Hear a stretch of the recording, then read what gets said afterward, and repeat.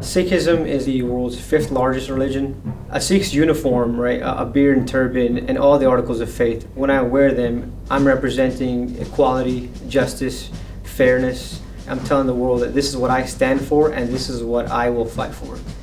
A Sikh would rather lose his head than lose his turban. I'm Simratpal Singh. I'm a captain in the U.S. Army, and I'm also a Sikh. When I found out that I could not serve with my articles of faith, that was a shock to me. Sikhs and military service go hand in hand. My great-grandfather served in World War I for the British Indian Army. There's no conflict between what Sikh values are and the Army values. I started my military career at West Point when I was 18. I knew I was going to have to make a big decision of walking away from my articles of faith. The grooming standards as far as shaving were codified so that everyone in the military, soldiers, looked the same. And I was standing in line right outside the barbershop and thinking, well, here it is, right? And I sat down and the ladies at the barbershop were surprised. I had long hair. I had hair all the way to my back.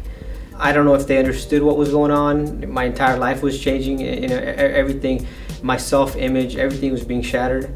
And that's when I had to make a decision, right? And the decision I made was I'm going to choose to serve my country and figure out a way to come back to my articles of faith later on.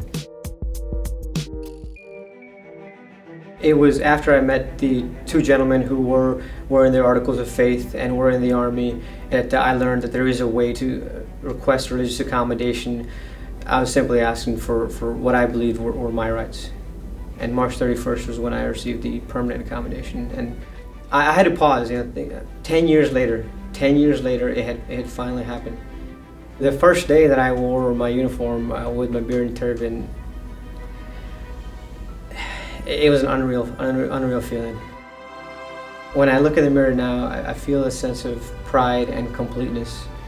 My two worlds have come together.